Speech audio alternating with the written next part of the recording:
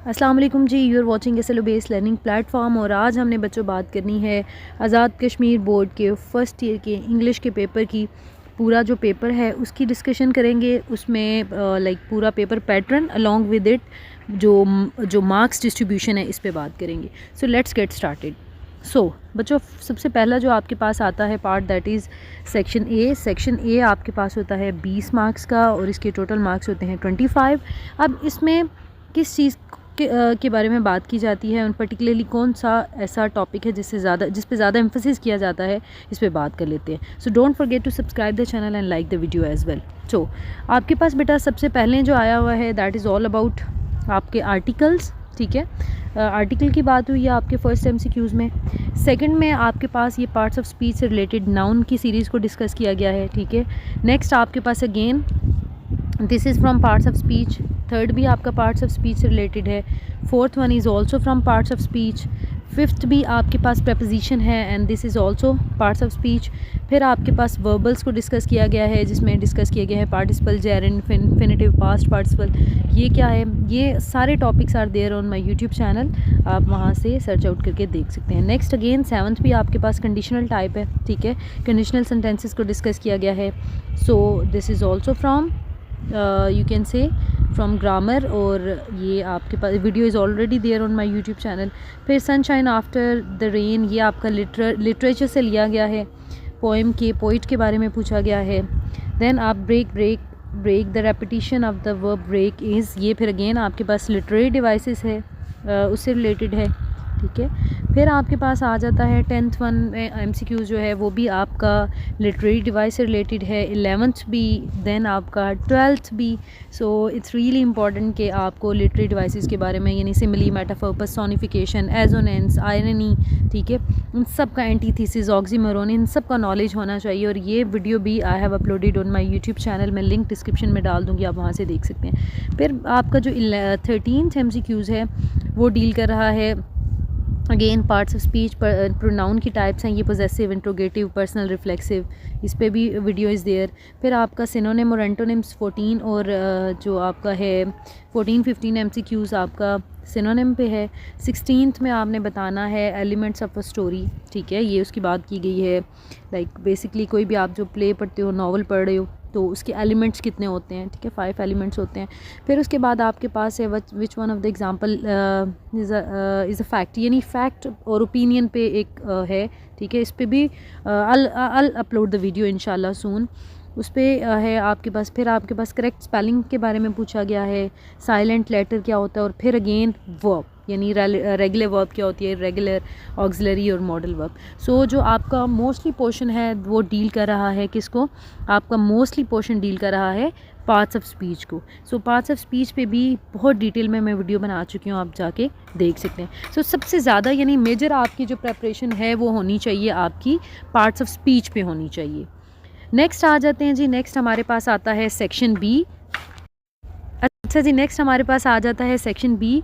Section B आपके पास overall, यानी ये जो आपका 20 मार्क्स का ऑब्जेक्टिव है, इसको छोड़ के अब 80 मार्क्स का आपका पेपर रह गया, उसमें सेक्शन बी आपके पास 40 मार्क्स का है। सेक्शन बी का जो क्वेश्चन नंबर 2 है, ठीक है, क्वेश्चन नंबर 2 में आपके पास आ जाता है, ये 28 मार्क्स का है टोटल, जिसमें आपके पास कॉम्प्रीहेंशन पैसेज आ जाता है। There will be a passage, और इस पैसेज को पढ़ने के बाद आपने क्वेश्चन नंबर 1 मस्ट अटेम्प्ट करना है, दैट इज़ समरी राइटिंग। ठीक है, अब ये जितने क्वेश्चंस आपको दिए गए हैं सब में चॉइस है एक्सेप्ट क्वेश्चन नंबर 1, यानी क्वेश्चन नंबर 1 इज़ मैंडेटरी, इसमें कोई चॉइस नहीं है।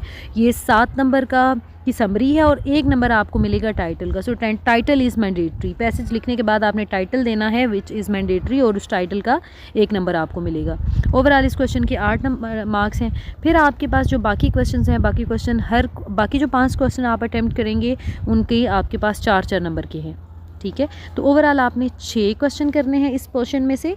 फर्स्ट इज़ मैंडेटरी, रेस्ट में आपके पास चॉइस है। फिर आपके पास आ जाता है सेक्शन बी का question number 3। Question number 3 is all about poetry. ये आपको एक स्टेंजा दे दिया गया है और आपको क्या करना है, इसकी पैराफ्रेजिंग नहीं करनी, बल्कि इस पोइट्रिक एक्सट्रैक्ट को आपने केयरफुली पढ़ना है, और आपने ये 3 क्वेश्चंस हैं, you are suppose to answer them. ठीक है, आपने इनका आंसर करना है। अब आपके पास यहाँ पे आ जाती है जी चॉइस, या तो आप इस क्वेश्चंस को अटेम्प्ट करें या फिर आपको वो दे देंगे ब्रेक ब्रेक ब्रेक, ठीक है। आपको समरी राइटिंग दे दी गई है कि आप इस पोएम की समरी राइटिंग करें, ठीक है। सो आपने या तो आप इन क्वेश्चंस को प्रिपेयर करो या फिर आप समरी राइटिंग। फिर आ जाता है जी इसी का क्वेश्चन नंबर 3 का बी पार्ट आ जाता है, that is all about the play.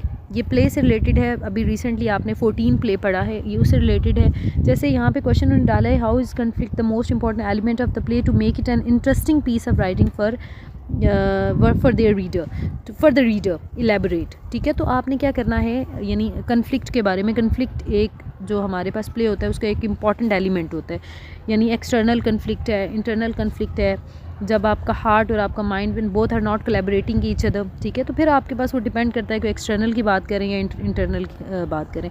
तो वेल ये 6 नंबर का सवाल है, आप इसको अटेम्प्ट करें या फिर ये आपके पास कैरेक्टर स्केचेस हैं। ये मिसिस प्रिंजल, ये इस जो हमारे पास 14 प्ले है उसके ही पर्टिकुलर कैरेक्टर्स हैं। आपने क्या करना है, इनकी पर्सनैलिटी ट्रेट को बताना होता है या ओवरऑल आपने किस तरीके से इनका एनालिसिस करना होता है, ये आपके पास है क्वेश्चन। फिर आपके पास आ जाता है सेक्शन सी। सेक्शन सी आपके पास है 40 मार्क्स का, जिसमें सबसे पहले आपके पास आया है right an application for the post of English teacher, यानी यहाँ पर आपके पास है एप्लीकेशन राइटिंग। अब वो आपके पास जॉब एप्लीकेशन हो सकती है, आप कॉलेज में प्रिंसिपल को लिख रहे हैं, किस टाइप की है आपको ये प्रिपेयर करनी है, और ये है आपके पास 8 नंबर की, ठीक है, जॉब एप्लीकेशन। अच्छा, sample is there on my YouTube channel again. इस पे यानी जो जॉब एप्लीकेशन पे जो पेट लाइंस के हैं या किस तरीके से इसका सैम्पल है, मैंने वीडियो अपलोड कर चुकी हूँ। डिस्क्रिप्शन में मैं लिंक भी दे दूँगी, आप वहाँ से देख सकते हैं। या फिर आपके पास लिख सकते हैं write an application to the principal of your college for fee concession. आप या ये क्वेश्चन अटैम्प्ट करो या फिर आप ये करो। फिर आपके पास आ जाता है क्वेश्चन नंबर 5 सेक्शन सी का, और उसमें ये है choose the correct meaning of the following idioms used in the sentences. जैसे ये देखें, सेंटेंसेस में आपके पास ये बहुत आसान चीज़ है, बहुत मज़े की है। देयर विल बी ईडियम्स, फिर आपके पास यहाँ पे 2 ऑप्शंस होंगे and you are suppose to choose them. जैसे she is really burning the midnight oil to finish her project, working till late night या working after midnight. It means कि working late night या working hard, मतलब आप जब सख्त मेहनत कर रहे होते हैं तो उसे कहते हैं मिडनाइट ऑयल। उसके बाद है you should bite the bullet to tell the truth. तो bite the bullet doesn't mean कि शूट समवन, इट मीन्स के to face difficult situation with courage. जब आप जो मुश्किल हालात में आप क्या कर रहे होते हो, हिम्मत हौसले के साथ। इसी तरह ही kick the bucket last night, kick the bucket होता है पास्ट अवे, यानी डेथ हो जाना। फिर आपके पास ही always beats around the bush instead of getting the point, means कि टॉक इरेलीवेंटली, फजूल बात करना।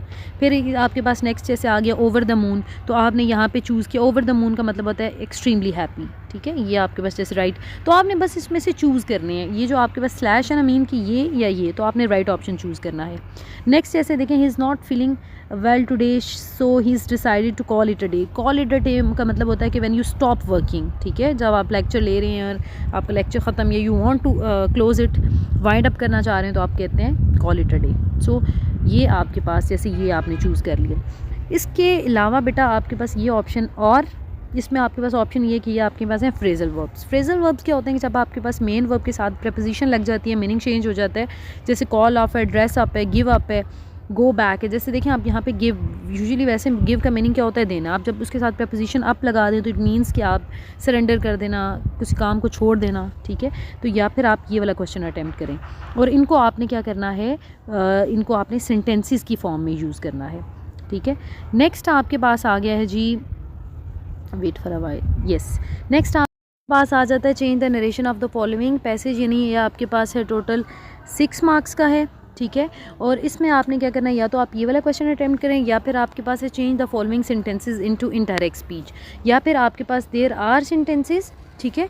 आप इन सेंटेंसेस में से आप क्या करें, लाइक इनडायरेक्ट स्पीच, या तो आप ये करें पैराग्राफ की फॉर्म में करें, या फिर यही नरेशंस आपको इस तरीके से दी हुई हैं सेंटेंसेस की फॉर्म में, या फिर आप ये क्वेश्चन अटैम्प्ट करें, ठीक है। This is quite easy and interesting as well. उसके बाद बच्चों आपके पास आ जाता है पंक्चुएशन। पंक्चुएशन पे भी डिटेल में वीडियो मैंने अपलोड की है, ठीक है, कि किस तरीके के 4 मार्क्स का होता है। तो ये आपने करना ये होता है कि आपने there is punctuations over there, आपने क्या करना है कि इनको करेक्ट, जैसे देखें इनकरेजिंग में E must be capital, encouraging travel also boost consumer and business, full stop आ जाएगा।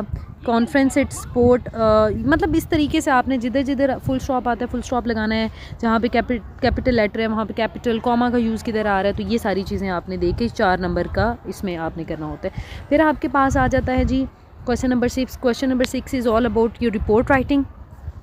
टोटल 8 मार्क्स की है ये, ठीक है।